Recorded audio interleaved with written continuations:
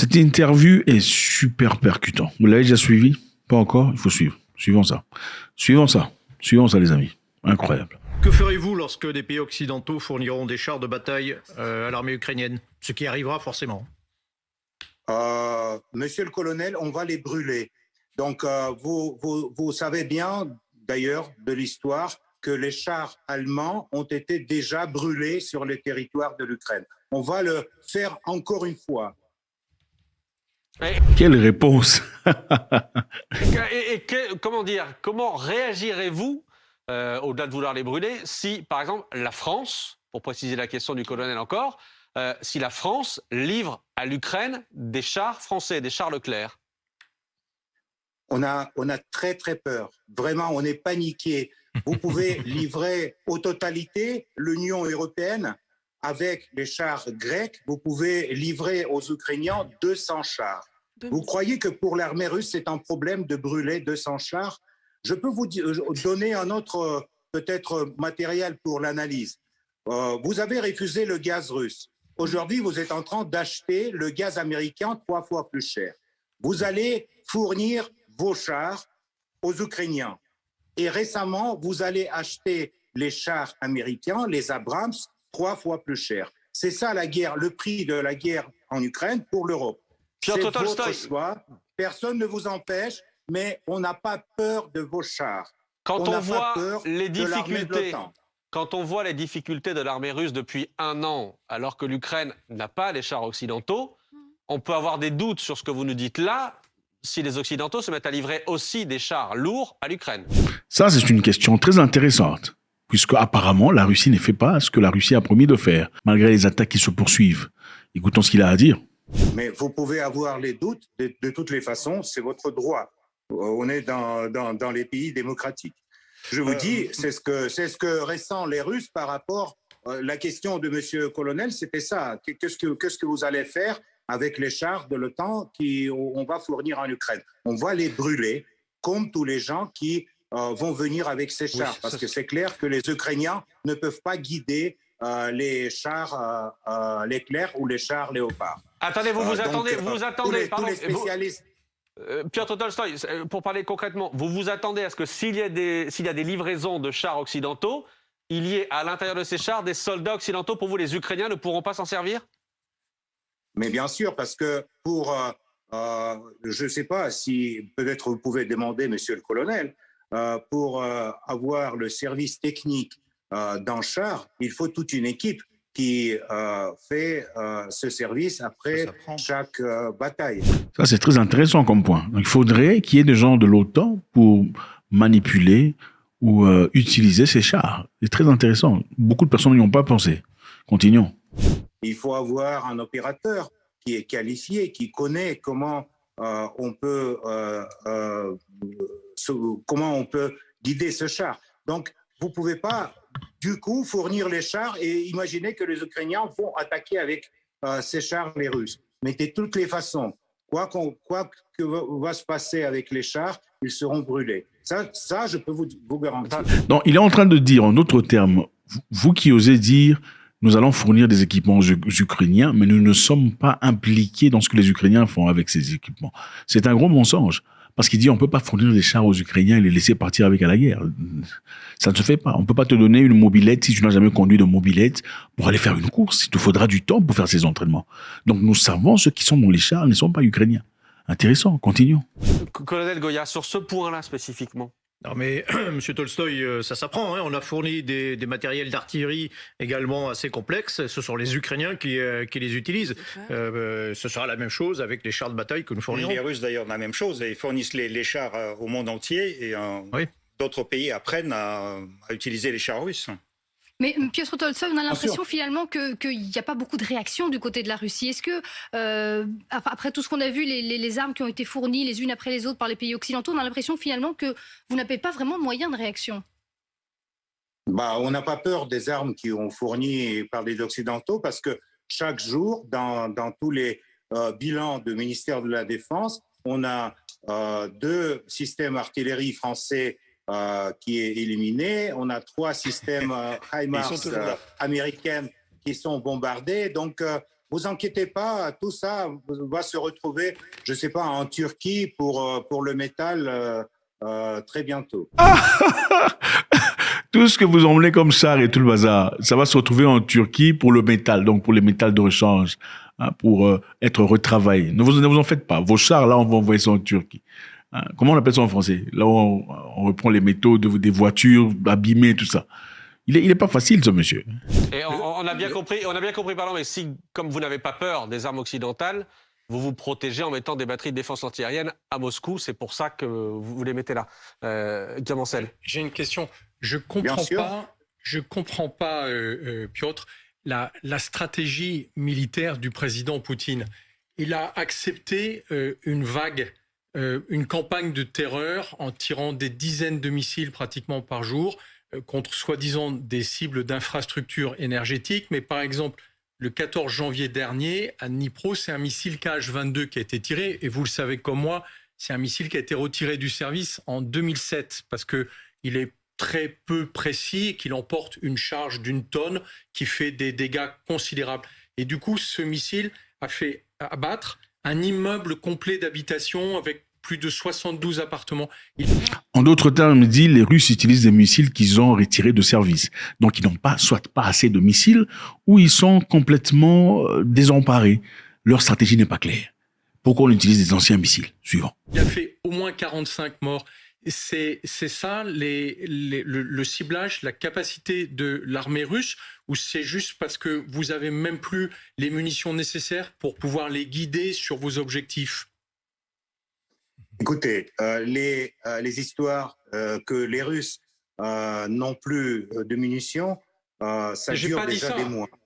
Je n'ai pas dit ça, je dis pourquoi vous lancez un missile que vous savez complètement obsolète et qui va faire des destructions massives dans une ville. Donc, les armes que vous utilisez sont obsolètes, on s'en sert plus. Ça va faire des destructions parce que ça n'a pas de précision. Comment ça se fait que vous utilisez ça? C'est un combat, mon cher. On se bat. Est-ce qu'il faut établir ce que moi je peux utiliser ou pas? Suivant. Et c'est comme ça que vous libérez une ville, c'est ça? Ok. Permettez-moi de répondre. Alors, on n'a pas le déficit de munitions. On va tirer encore, on a beaucoup de missiles. Ça, c'est la première chose. La deuxième chose, vous avez demandé la stratégie de M. Poutine. Oui. Peut-être la stratégie de M. Poutine, c'est la stratégie pour ne pas que vous le compreniez. C'est ça la stratégie. Waouh. La stratégie que vous ne compreniez pas, M. Poutine. Waouh. Donc, pendant que tout le monde s'attend à ce que Poutine frappe déjà, il ne le fait pas. C'est un échiquier.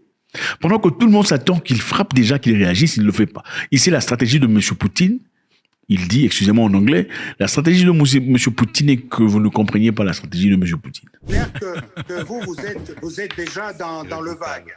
Et ce qui concerne cette histoire sur Dniepr, donc c'est la missile antiaérienne ukrainienne qui a abattu le missile russe sur l'immeuble. Ça a été reconnu même par les officiels en Ukraine.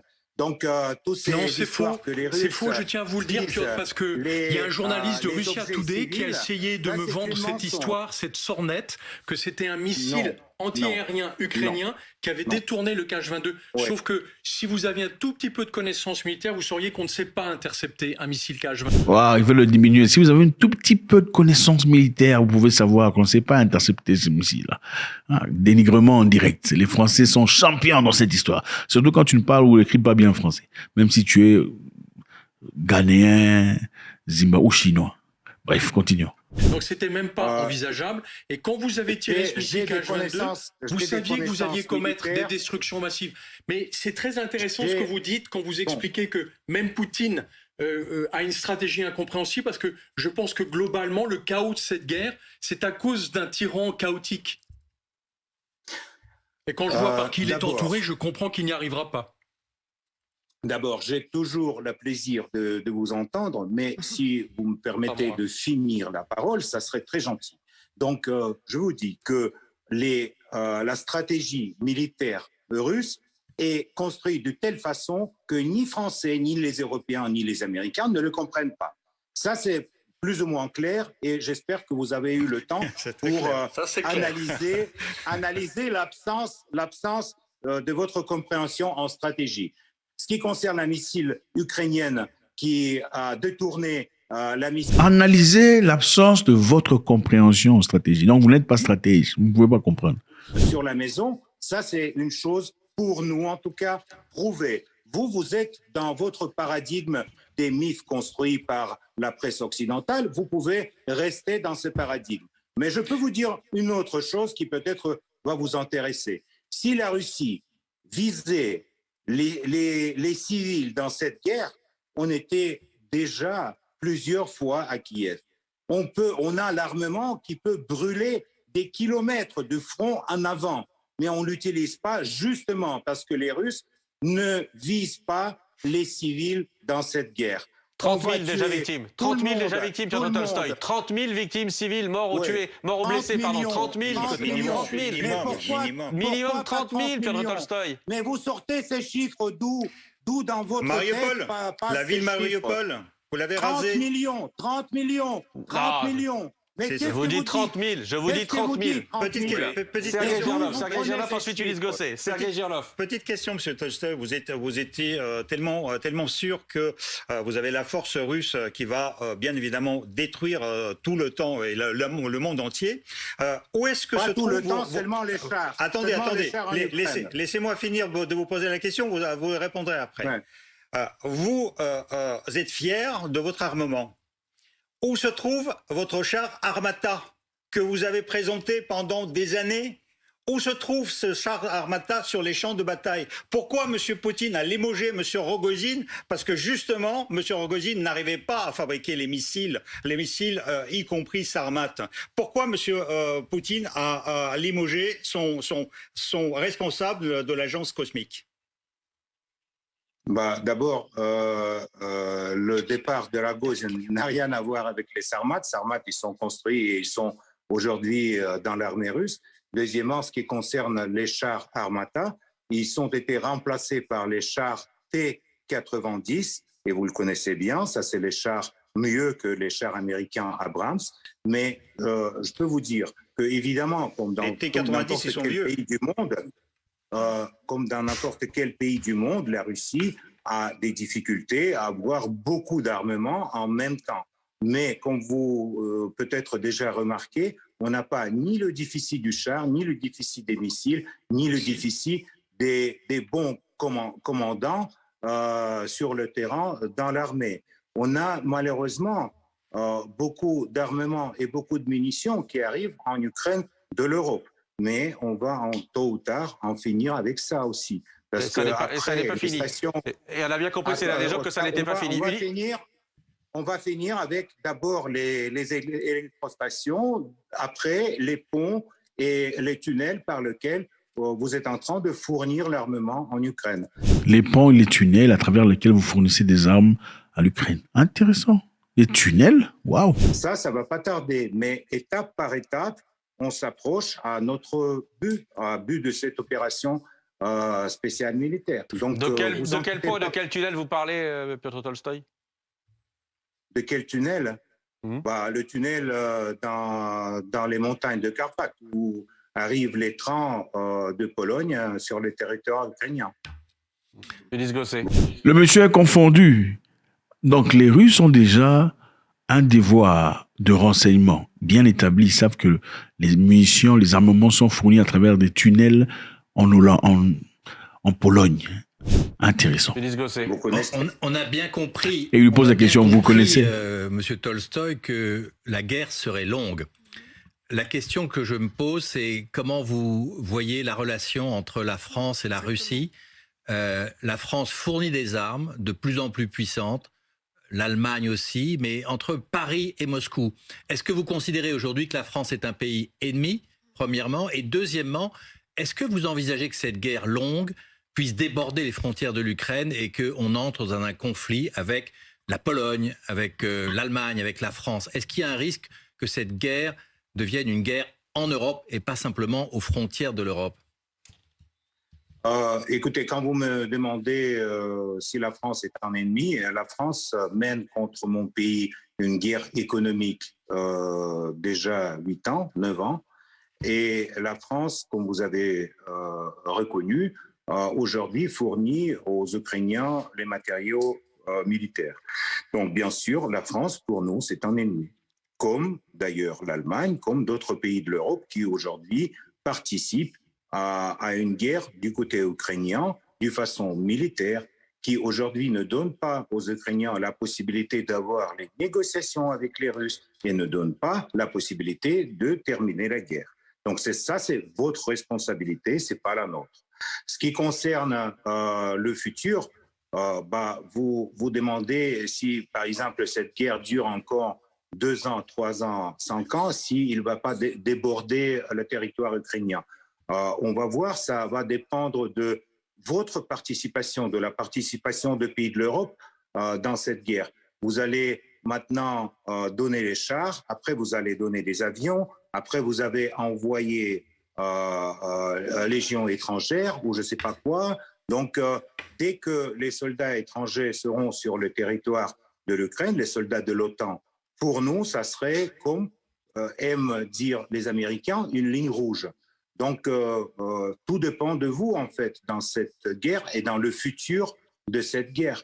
Nous, on n'a aucun intérêt de continuer ça pendant 2 ans ou 3 ans. Ce que l'on voit, c'est que vos lignes rouges, elles ont beaucoup reculé, Piotr Tolstoï. Vos lignes rouges, elles ont beaucoup reculé. Quand on voit la globalité de toutes les armes occidentales qui ont été livrées aux Ukrainiens, en réalité, vous ne pouvez pas réagir face à ça.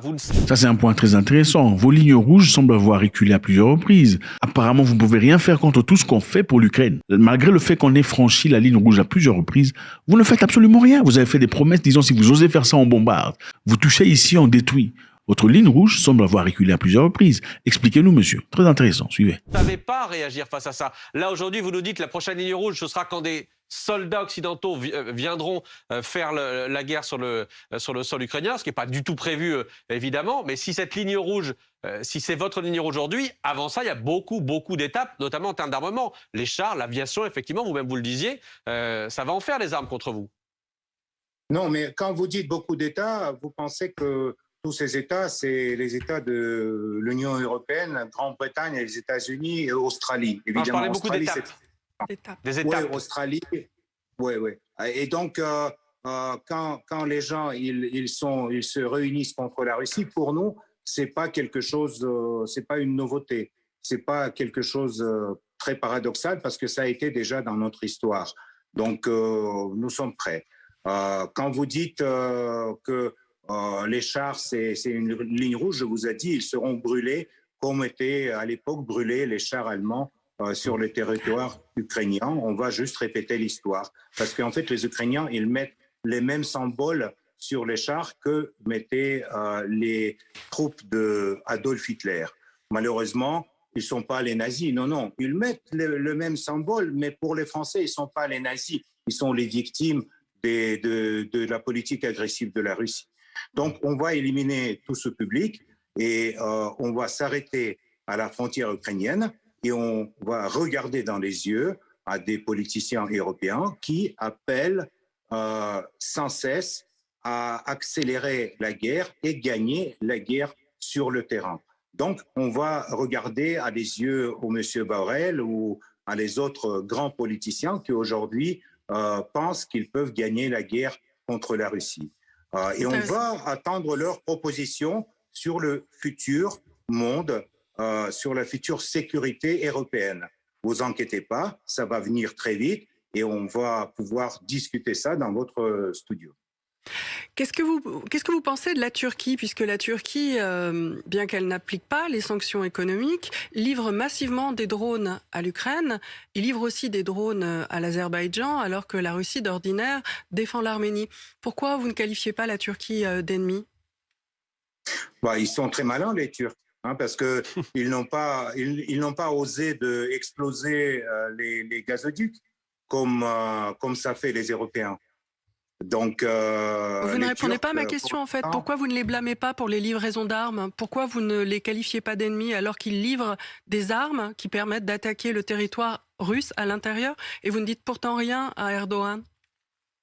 Parce que avec la Turquie et avec M. Erdogan, on a d'autres terrains de coopération, notamment coopération économique, importants pour nous dans cette période. Donc l'économie est plus importante que le militaire ? L'économie est plus importante que le militaire ? L'économie, c'est important, mais j'ai dit que les Turcs, ils n'ont pas osé d'exploser les gazoducs. C'est ce qu'ont osé les Européens ou les Britanniques ou les Américains, je ne sais pas qui. D'ailleurs, vous ne savez pas qui a fait exploser le Nord Stream? Non, moi, j'enquête pas. Vous non plus. Oui, monsieur Tolstoy, au fait, on a eu des preuves.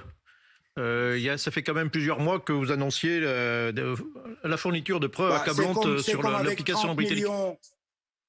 C'est comme avec 30 millions des civils ukrainiens qui sont morts. C'est un peu, on a dit 30 000. J'ai dit 30 000. Hein. Vous pouvez répéter 30 millions, j'ai dit 30 000. Il n'y a aucun problème et je maintiens le chiffre. Le monsieur a un niveau de sarcasme hors de ce monde. En fait, c'est incroyable de le voir manipuler une langue qui ne lui appartient pas. Ce n'est pas un français. Okay.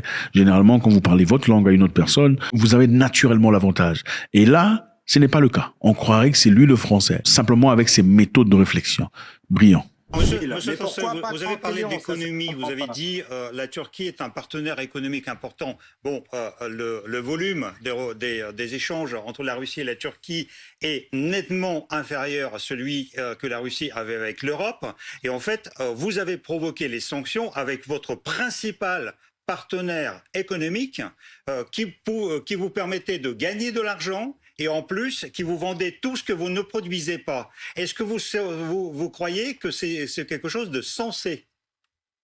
Mais ce n'est pas nous qui entendait les sanctions contre les Européens, c'est les Européens qui, après Washington et Londres, on entendait les sanctions contre la Russie. Et ce n'est pas votre décision, ce n'est pas une décision européenne. C'est la décision qui a été prise à Washington. Pour nous, c'est clair, parce que pour l'Europe, ça n'a aucun sens de mener une guerre économique contre la Russie. La Russie était le seul votre ressource pour rester comme la civilisation dans le futur monde. Il y a la Chine, les États-Unis, l'Europe aura pu être, mais malheureusement ne le sera pas, à cause de toutes ces décisions et notamment à cause de l'opération militaire en Ukraine. Mais ça, c'était votre choix. Nous, on était toujours pour la coopération avec l'Europe. Nous avons beaucoup de téléspectateurs, Monsieur Tolstoy, nous avons beaucoup de téléspectateurs qui, en vous regardant, se demandent si vous vivez sur la même planète que nous ou bien si vous n'êtes pas dans un monde parallèle. Écoutez ça. Non, c'est vrai, vous avez raison. On vit dans des planètes différentes parce que par les narratives américains, par le mensonge que vous distribuez entre les téléspectateurs, notamment en France et en Afrique, vous avez complètement changé, vous avez détourné l'image du monde dans lequel vous êtes. Vous croyez que vous êtes le centre du monde, tandis que avec 75% des entreprises qui travaillaient en Russie avant le début de l'opération continuent de travailler.